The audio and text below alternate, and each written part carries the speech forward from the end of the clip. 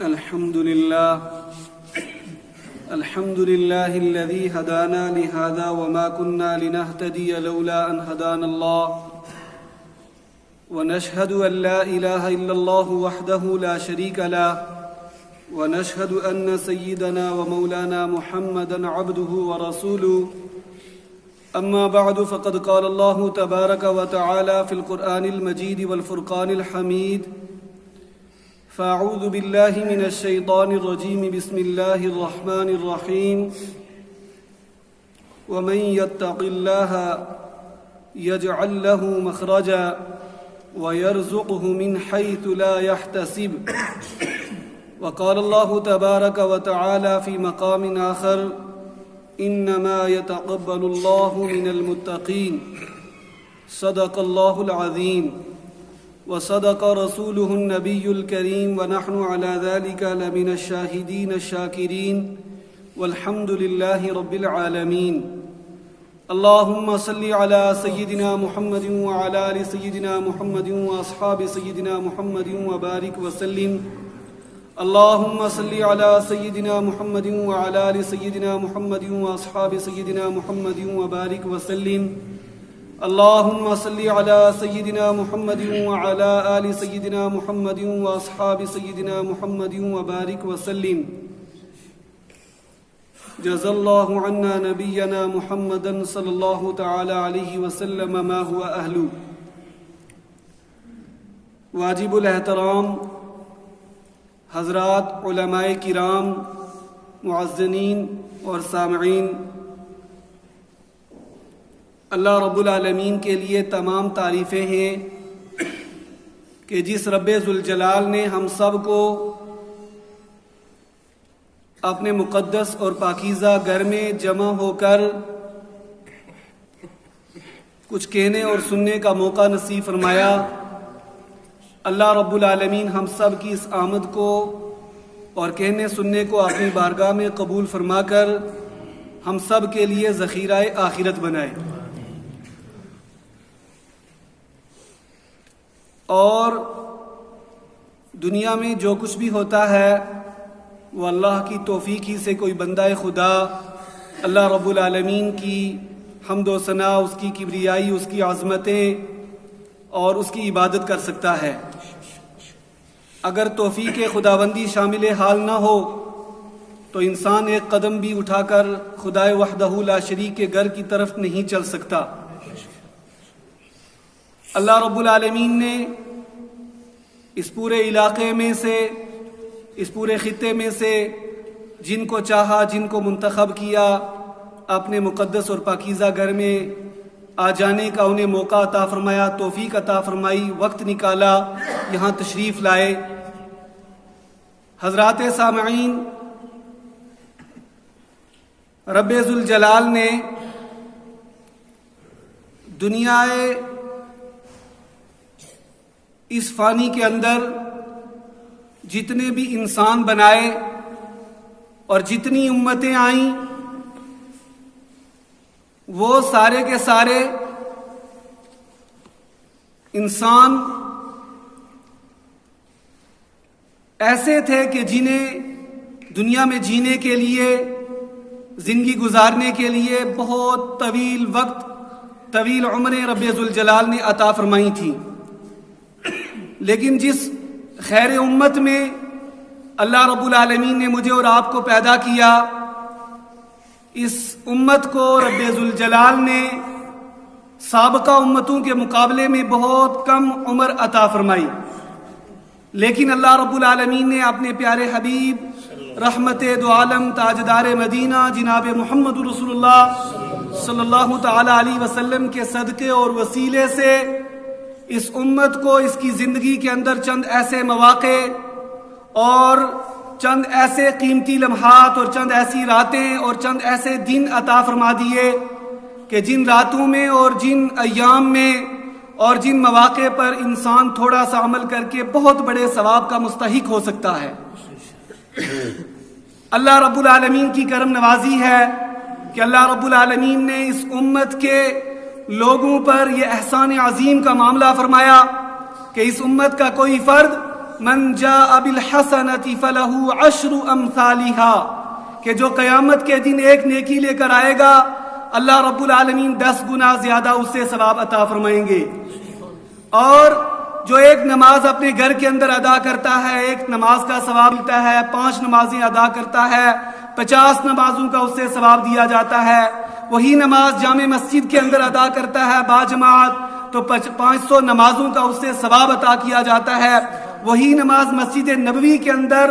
ادا کرنے کے لیے اللہ کی توفیق سے حاضر ہوتا ہے تو 50,000 نمازوں کا ثواب. اور وہی مسجد حرام کے اندر نماز ادا کی جائے تو 1,00,000 نمازوں کا ثواب عطا کیا جاتا ہے.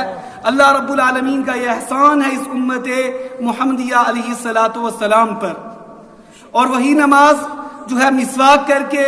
وضو کے ساتھ مسواک کی جائے اور نماز ادا کی جائے تو 70 گنا اس نماز کا ثواب بڑھا دیا جاتا ہے.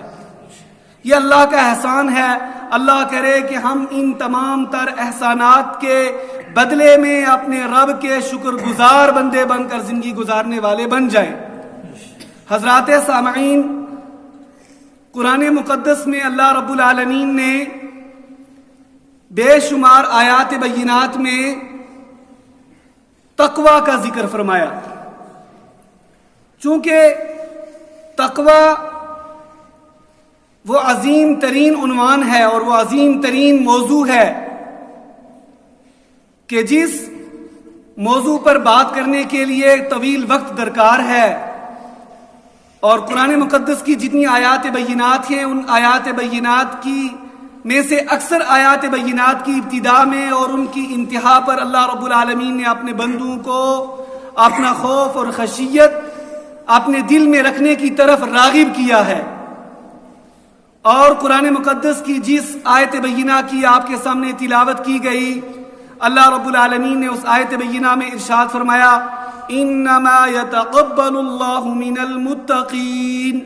کہ بے شک اللہ رب العالمین اعمال کو ان لوگوں سے قبول فرماتے ہیں کہ جو تقوی والے لوگوں میں سے ہوتے ہیں،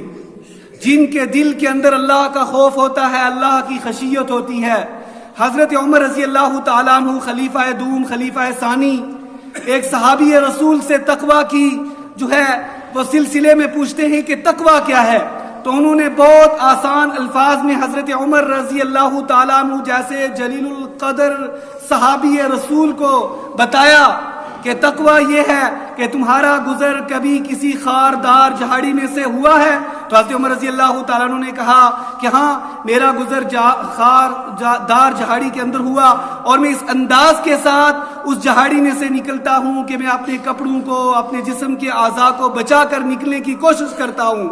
تو صحابی رسول نے جواب دیا کہ بس یہی ہے تقوی کہ انسان اس دنیا کی زندگی کے اندر جہاں چاروں طرف سے اس کو برائیوں کی دعوتیں دی جا رہی ہو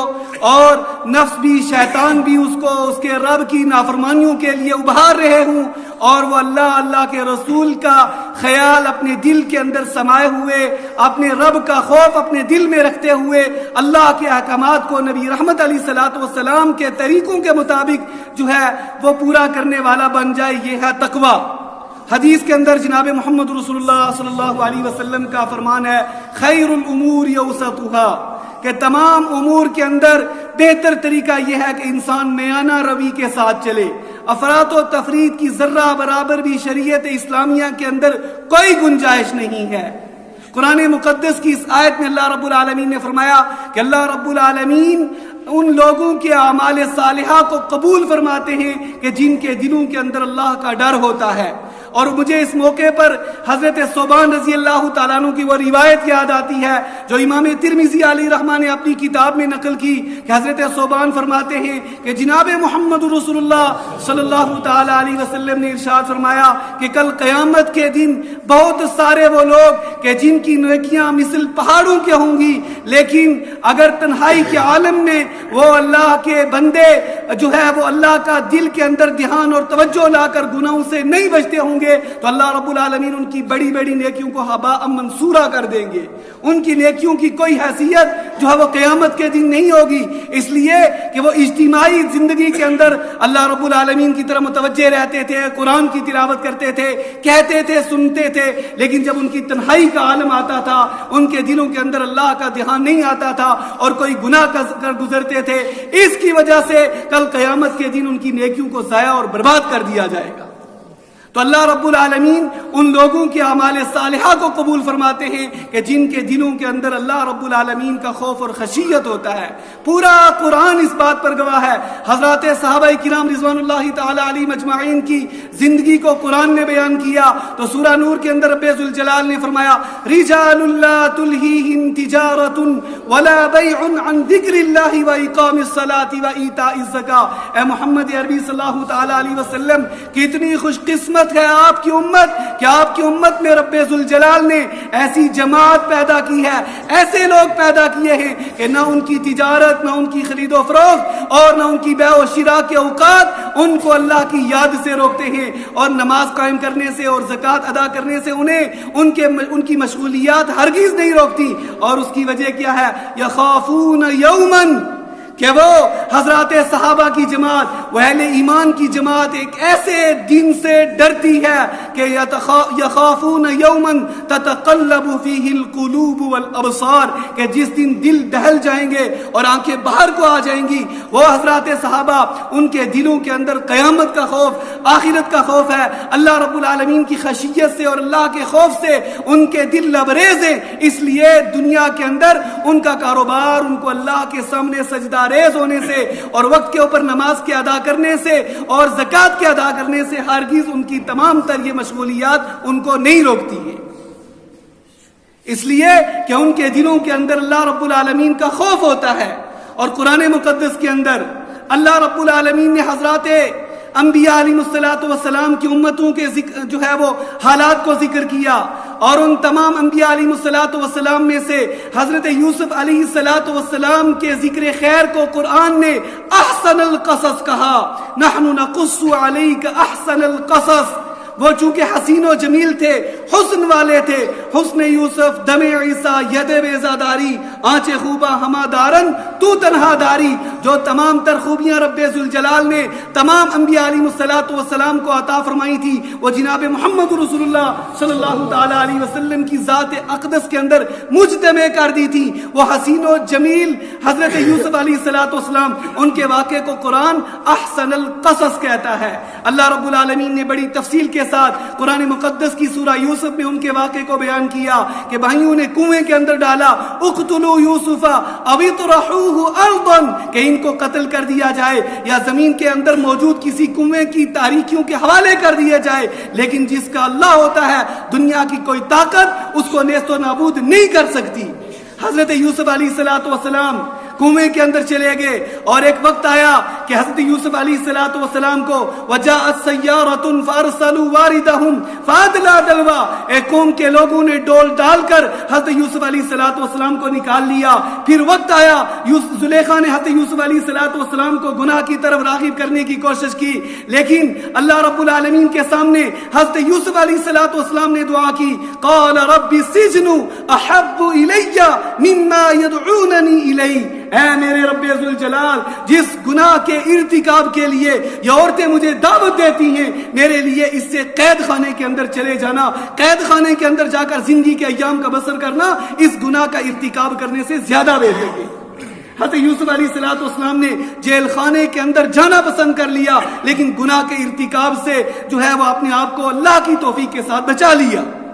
پھر وقت آیا کہ حضرت یوسف علیہ السلام کو اللہ رب العالمین نے جو ہے ایک مقام عطا فرمایا، اور قرآن مقدس اس موقع پر اللہ رب العالمین کا قرآن اس بات کو بیان کرتا ہے کہ ان کے بھائیوں نے کہا فَأَوْفِ لَنَا الْكَيْلَ وَتَصَدَّقْ عَلَيْنَا. وہی بھائی جو کل حضرت یوسف علیہ السلام کو رات کی تاریکیوں میں کنویں کی تاریکیوں کے حوالے کر کے آئے تھے، اللہ رب العالمین وقت کو بدلتے ہیں. تِلْكَ الْأَيَّامُ نُدَاوِلُهَا بَيْنَ النَّاسِ. آج حکومت ہے، آج اقتدار ہے، آج سلطنتیں موجود ہیں، آج فوجوں پر دنیا کی تمام تر طاقتوں کے اوپر حکم حکم چلتا ہے، لیکن کوئی وقت آ سکتا ہے کہ حالات بدلیں اور انسان بھیک مانگنے کے لیے تیار ہو جائے. اور جو اللہ رب العالمین کے ایسے بندے کہ جو دنیا کے اندر فقر و فاقہ کی زندگی گزارتے ہیں، ممکن ہے اللہ رب العالمین ان کو مالی اعتبار سے بہت اونچے مقام پر پہنچا دے، لیکن رب ذوالجلال کے سامنے قرآن کے ان آیات بینات سے حضرت یوسف علیہ السلام کے جو بھائیوں کا اللہ رب العالمین نے ذکر کیا کہ وہی بھائی جو کنویں میں جو ہے وہ ڈال کے آئے تھے، وہ کہتے ہیں وَتَصَدَّقَ عَلَيْنَا، کہ ہمیں کچھ صدقہ دے دیجئے، ہمیں کچھ صدقہ دے دیجئے. ان اللہ یجزی المتصدقین، کہ اللہ صدقہ دینے والوں کو بہتر بدلہ عطا فرماتے ہیں. تو حضرت یوسف علیہ السلام نے جو اپنے بھائیوں کو بلایا اور حضرت یوسف علیہ السلام کے بھائیوں نے صدقہ طلب کیا، انہوں نے کہا اِنَّكَ لَأَنْتَ یوسف، کیا آپ ہی یوسف ہیں؟ اور جو بات آپ کے سامنے بیان کرتا ہوں، اللہ رب العالمین نے کنویں کی تاریکیوں سے نکال کر حضرت یوسف علیہ السلام کو مصر کا بادشاہ بنایا. اس کے پیچھے راز کیا تھا؟ انہ من یتقی ویصبر فإن اللہ لا یضیع اجر المحسنین، کہ بے شک وہ آدمی جو تقوی کی زندگی گزارتا ہے اور جو صبر کرتا ہے، اللہ نیکی کرنے والوں کے اجر کو ضائع نہیں کرتے. حالات گرچہ زندگی کے اندر آ جاتے ہیں، حالات بدلتے اس کی زندگی کے اندر اسے نظر آتے ہیں، لیکن اللہ رب العالمین بالآخر اس کو ایسے مقام پر پہنچا دیتے ہیں کہ جہاں کا اس کو وہم و گمان بھی نہیں ہوتا ہے. تو یوسف علیہ السلام کو اس اعلیٰ مقام تک پہنچانے کے پیچھے راز یہ تھا کہ یوسف علیہ السلام پیغمبر خدا تھے، لیکن اللہ رب العالمین نے جو ڈر، جو خوف، جو خشیت رب ذوالجلال نے ان کے دل کے اندر عطا کی تھی، اللہ رب العالمین نے اس خوف و خشیت کی وجہ سے اتنا بلند عروج و ارتقاء کی منزلیں طے کرنے والا مقام رب ذوالجلال نے انہیں عطا فرما دیا. حضرات سامعین، تقویٰ ہی وہ بنیادی چیز ہے کہ جس کے موجود ہوتے ہوئے انسان دنیا کی زندگی کے اندر بھی راحت کا، آرام کا، سکون کا وقت گزار سکتا ہے. اسی لیے اللہ رب العالمین نے قرآن کے اندر ارشاد فرمایا وَمَن يَتَّقِ اللَّهَ يَجْعَل لَّهُ مَخْرَجًا، کہ جو کوئی بھی اللہ سے ڈرے گا، اللہ کے سامنے کل قیامت کے دن پیش ہونے سے ڈرے گا، اللہ رب العالمین اس کے لیے رزق کے اسباب پیدا کر دیں گے، اس کے لیے راستہ نکال دیں گے. مجبوریوں سے، پریشانیوں سے، علم سے، تکالیف سے، بیماریوں سے، درد سے اس کو نکال کر اللہ رب العالمین جو ہے وہ اپنی خوشی اور اپنی جو ہے زندگی بہتر طریقے سے گزارنے کے مواقع اس کے لیے پیدا فرما دیں گے. وَيَرْزُقْهُ مِنْ حَيْثُ لَا يَحْتَسِبُ، اور دوسری اللہ رب العالمین کی طرف سے جو ان کے اوپر عنایت ہوگی تقویٰ کی زندگی گزارنے والوں کے لیے، فرمایا اللہ رب العالمین ایسی جگہوں سے ان کے لیے روزی کے اسباب کے پیدا کر دیں گے، روزی کا سامان پیدا کر دیں گے کہ جہاں کا وہم و گمان بھی ان کے خیالات کے اندر کبھی گزرا نہیں تھا. اللہ اکبر. امام ابو یوسف علیہ الرحمہ، وہ جو ہے ان کی والدہ نے ان کو گھر سے دہوبی کے پاس اس لیے بھیجا کہ بیٹا گھر کے اندر والد کا سایہ دنیا سے جو وہ اٹھ چکا ہے، کسی دھوبی کے پاس چلے جاؤ اور اس سے کپڑے دھونا سیکھ کر آؤ تاکہ ہمارے لیے گھر کے اندر کھانے پینے کا انتظام ہو سکے. اللہ رب العالمین نے ایک مقام عطا فرمانا تھا حضرت جو ہے امام ابو یوسف علیہ رحمہ کو. تو امام ابو یوسف علیہ رحمہ کی ملاقات امام اعظم ابو حنیفہ رحمت اللہ علیہ رحمتم واسعہ کے ساتھ ہو گئی. اور امام اعظم رحمت اللہ علیہ سے جب ملاقات ہوئی، آپ نے ان کو علم سکھانا شروع کر دیا. اور چلتے چلتے جب ان کی والدہ کو پتا چلا کہ میں نے تو اپنا بچہ دھوبی کے پاس بھیجا تھا، امام اعظم ان کو علم سکھانے لگے. تو امام اعظم رحمت اللہ علیہ کے پاس ان کی والدہ آئیں، انہوں نے کہا عورت پریشانی کی، مجبوری کی کوئی ضرورت نہیں ہے، پریشان ہونے کی کوئی ضرورت نہیں ہے. اللہ رب العالمین تو امام ابو یوسف علیہ رحمہ کو ایک ایسا مقام عطا فرما دیں گے جو کبھی تیرے وہم و گمان میں بھی نہیں آیا. اس عورت نے کہا چلیے امام اعظم ہیں ابو حنیفہ علیہ رحمہ، ان کی بات پر یقین کر لیتی ہوں. چند سال گزر گئے، وقت آیا امام ابو یوسف رحمت اللہ علیہ قاضی القضات، چیف جسٹس بنے، اور وقت کا بادشاہ ہارون رشید ان کے سامنے آیا کرتا تھا. اور وہ امام اعظم علیہ رحمہ نے ایک قسم کے کھانے کی ان کی والدہ کے سامنے جو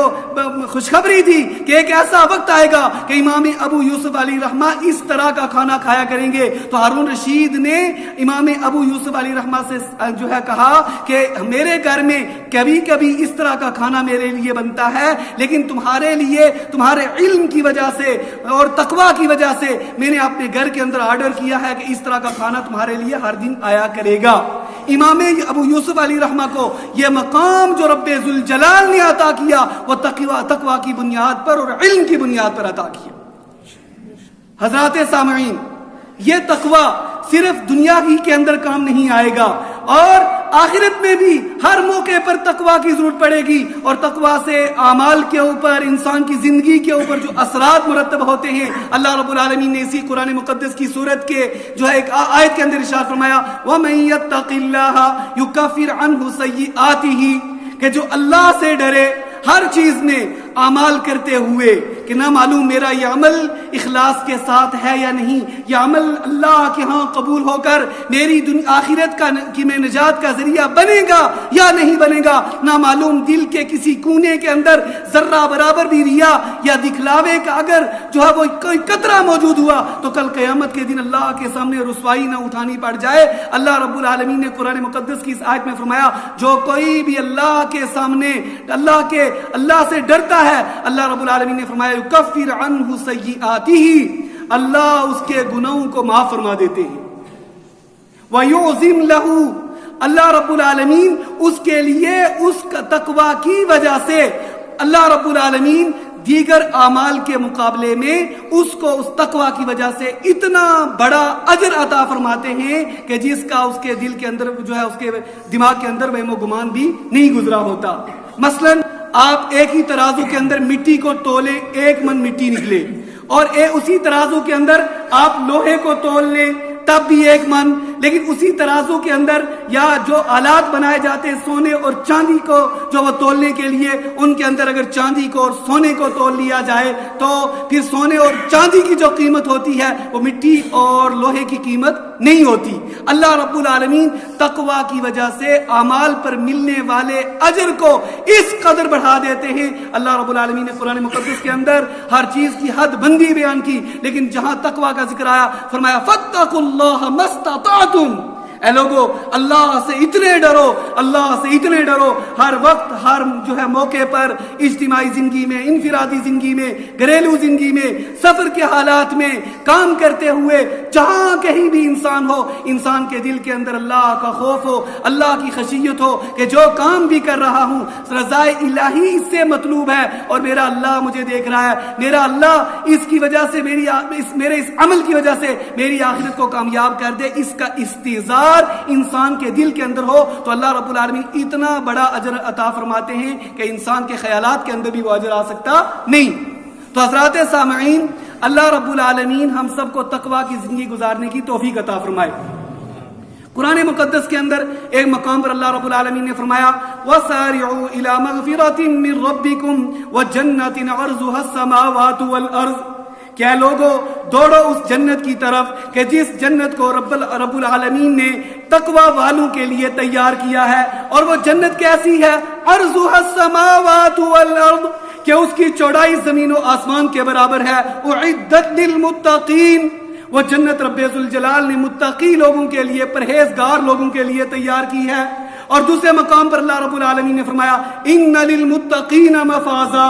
کہ بے شک پرہیزگاروں کے لیے، اللہ سے ڈرنے والوں ہی کے لیے تو کامیابی ہے، حدائق و اعنابا، باغات ہیں اور انگور ہیں، وکواعب اترابا وکاسا دہاقا، چھلکتے ہوئے جام پلائے جائیں گے، وحور عین، اور موٹی موٹی آنکھوں والی حوریں انہیں عطا کی جائیں گی۔ یہ ساری کی ساری نعمتیں جو رب ذوالجلال اہل ایمان کو کل قیامت کے دن عطا فرمائیں گے، یہ ساری نعمتیں تقوی کی وجہ سے عطا کی جائیں گی۔ اور قرآن مقدس میں ایک مقام پر اللہ رب العالمین نے ارشاد فرمایا وَإِن مِّنكُمْ إِلَّا وَارِدُهَا كَانَ عَلَى رَبِّكَ حَتْمًا مَّقْضِيًّا ثُمَّ نُنَجِّي الَّذِينَ اتَّقَوْا وَنَذَرُ الظَّالِمِينَ فِيهَا جِثِيًّا، یہ تقوی جہاں زندگی کے اندر کام آئے گا،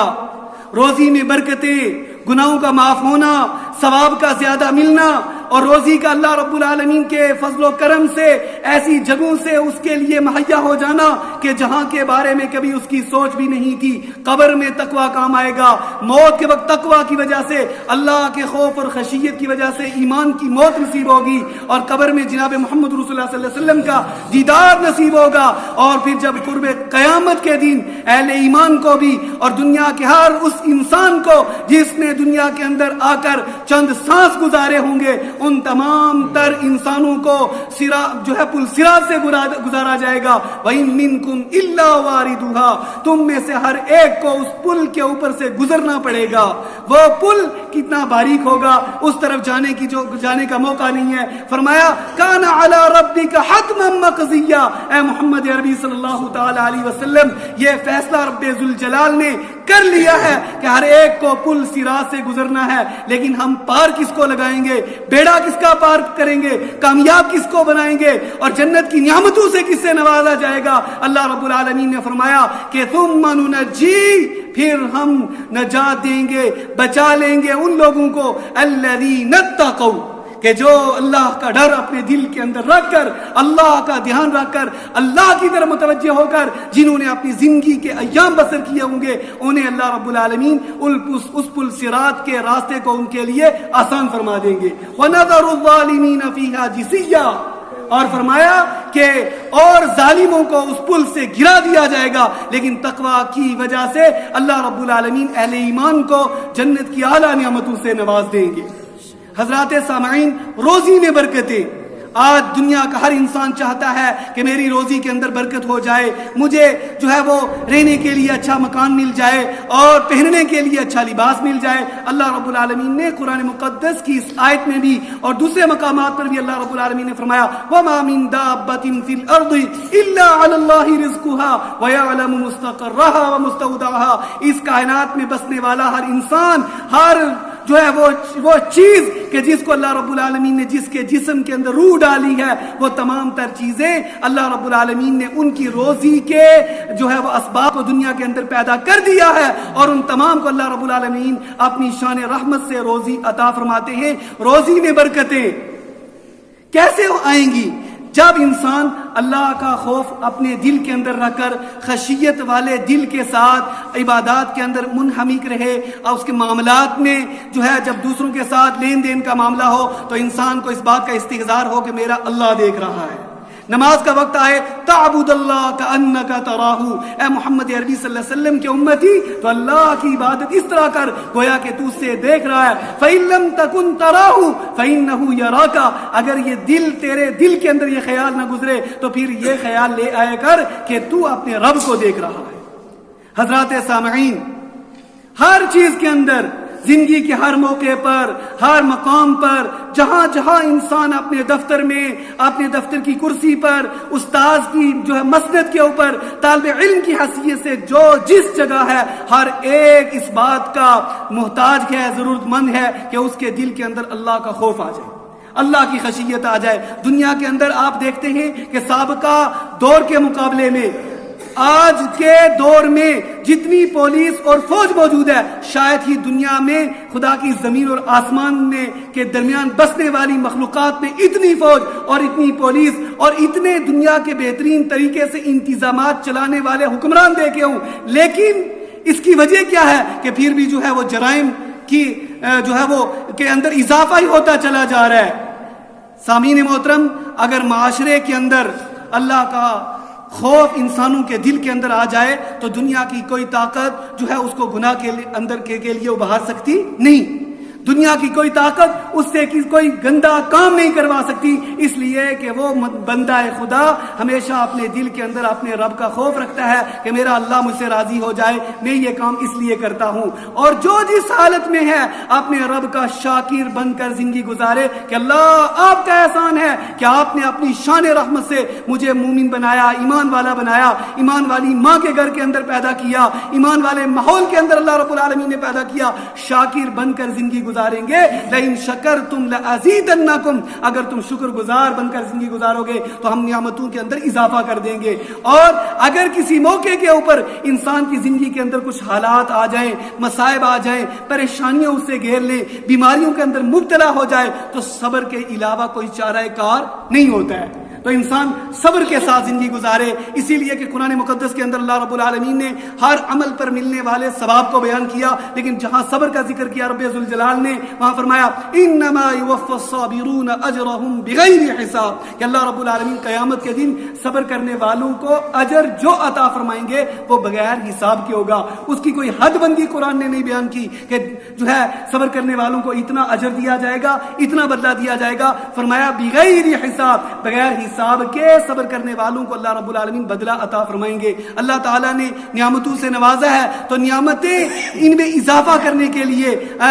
اور نعمتوں کے حصول کے لیے انسان کو چاہیے کہ وہ اپنے رب کا شاکر بندہ بن کر زندگی گزارے، اور اگر حالات آ جائیں تو صبر کرے. ہمارے ان علاقوں میں اللہ رب العالمین کا فضل و کرم ہے اور اللہ رب العالمین نے ہر نعمت سے نوازا ہے، اور اس سے بڑی کیا نعمت ہوگی کہ اللہ رب العالمین نے اسی دھرتی پر ایسے ذی استعداد ذی صلاحیت علماء کو پیدا کیا کہ الحمدللہ جن کے کارناموں پر ہم ساتھیوں کو فخر ہوتا ہے کہ الحمدللہ دینی مجالس کا انعقاد، ادارے کا انتظام اور ایک فکری سوچ، کبھی جو ہے ہائر سیکنڈری میں، کبھی مسجد میں، کبھی جو ہے وہ سوشل میڈیا کے ذریعہ امت تک قرآن و سنت کی روشنی میں پیغامات پہنچائے جا رہے ہیں. یہ اللہ کا سب سے بڑا احسان ہے. اس احسان کے اوپر اپنے رب کا ہمیں شکر گزار بندہ بننا چاہیے. اور صبر جو ہے ہر مشکل گھڑی کے اندر انسان صبر کرے تو اللہ رب العالمین اس کے لیے بہتر حالات بنا دیتے ہیں. میں چند سالوں پہلے رمضان مبارک کے مہینے میں 28 رمضان کو اپنے گھر پہنچا.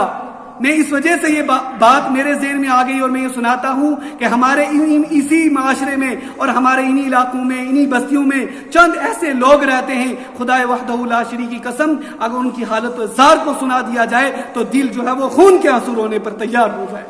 میں اپنے گھر پہنچا، 28 رمضان کی بات ہے، چند سالوں پہلے کی بات ہے کہ مجھے میرے گھر میں میری اہلیہ نے سنایا کہ ہمارے پڑوس پر ایک یتیم بچی رہتی ہے اور وہ بچی میری بچی کے ساتھ ایک دینی ادارے کے اندر پڑھتی تھی.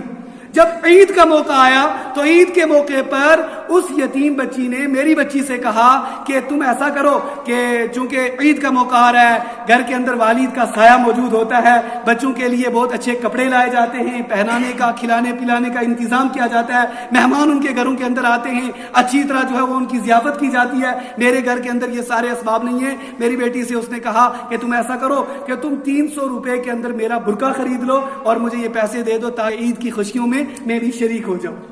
اللہ اکبر. کیسے حالات ہیں، ہم کیوں اپنے رب کی نعمتوں پر شکر ادا نہیں کرتے؟ ایسے بھی حالات ہیں کہ ایسے لوگ جو ہے وہ کتنے غربت سے نچلی سطح کے جو ہے اوپر زندگی گزارتے ہیں، اور ہم اتنی نعمتوں کے باوجود بھی اپنے رب کے شاکر اور صابر بندے جو ہے وہ بن کر زندگی نہ گزارے تو ہمارے لیے اف ہے، افسوس کی جو ہے وہ بات ہے. حضرات سامعین، یہ چند بکھری ہوئی باتیں آپ حضرات کی سماعتوں کے حوالے کی گئیں. اللہ تعالیٰ سے دعا کریں کہ اللہ رب العالمین کہنے سننے سے زیادہ عمل پیرا ہونے کی توفیق عطا فرمائے. اللہ رب العالمین ان قیمتی لمحات کو اپنی عبادت میں گزارنے کی ہم سب کو توفیق عطا فرمائے، اور اللہ رب العالمین ہم سب کو اپنے دین کی سمجھ اور فہم اور دین کے سیکھنے کا شوق اور ذوق نصیب فرمائے. اور اللہ رب العالمین ان علماء کرام کا ہمیں قدرداں بنائے کہ جو اپنی سوچ کیے جو ہے وہ اعلیٰ ہونے کی وجہ سے بار بار ہمیں متنبہ کرتے ہیں کہ آؤ آج دین کی مجلس ہے، دینی محفل ہے، ذکر کی مجلس ہے، قرآن و سنت کی باتیں کہنے اور سننے کو ملیں گی. آ جاؤ خدا کے گھر کے اندر کچھ ثواب لے کر چلے جاؤ،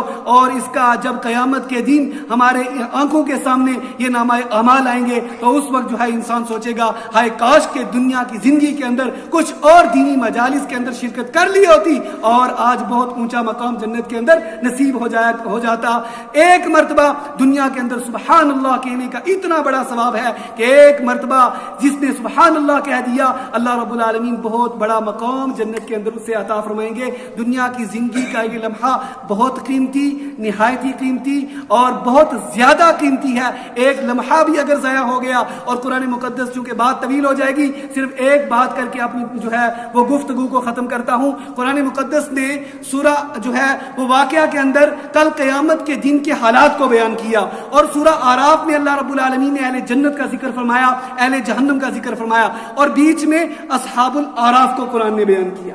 حضرات علماء جانتے ہیں کہ اصحاب الاعراف کون ہیں؟ وہ لوگ کہ کل قیامت کے دن جن کی نیکیاں اور جن کے گناہ جو ہے وہ برابر ہو جائیں گے. نیکیاں بھی برابر اور گناہ بھی برابر. نہ ان کو جنت کے حوالے کیا جائے گا نہ جہنم کے حوالے کیا جائے گا. جنت اور جہنم کے بیچ کی دیوار پر انہیں رکھ دیا جائے گا صرف ایک نیکی کے کم ہونے کی وجہ سے. پھر اللہ رب العالمین اپنی شان رحمت سے ان کو جو وہ جنت کی نعمتوں سے نواز دیں گے. لیکن کہنے کا مطلب یہ ہے کہ نیکی کی کتنی بڑی قیمت ہے کہ ایک نیکی نہ ہونے کی وجہ سے اصحاب الاعراف کی صف میں شامل ہو گیا. اگر ایک نیکی اور زیادہ ہوتی تو جو ہے وہ جنت والوں کے ساتھ وہ جنت کے اندر داخل ہو جاتا. اس لیے ضرورت ہے اس بات کی کہ ہم اپنے ان ایام کو اور ان راتوں کو جو قیمتی مواقع رب ذوالجلال نے ہمیں عطا فرمائے ہیں ان قیمتی لمحات کو اپنے رب کی یاد میں گزاریں, اپنے رب کے سامنے رونے دھونے میں گزاریں, ذکر و اذکار میں گزاریں, قرآن مقدس کی تلاوت میں گزاریں. اللہ تعالیٰ کہنے سننے سے زیادہ عمل پیرا ہونے کی توفیق عطا فرمائے. اور اللہ رب العالمین آج کی اس مجلس کو اپنی بارگاہ میں جو ہے وہ بے انتہا قبول فرمائے اور اس ادارہ کے محتمم صاحب برادرم مفتی عبدالرحیم صاحب کو اللہ تعالیٰ جزائے خیر عطا فرمائے کہ انہوں نے اس دینی مجلس کا انعقاد کیا اور ہم سب کو خدا کے گھر کے اندر چند دیر کچھ جو ہے وہ لمحات کے لیے بیٹھنے کا اللہ تعالیٰ نے موقع نصیب فرمایا. وما علینا الا البلاغ.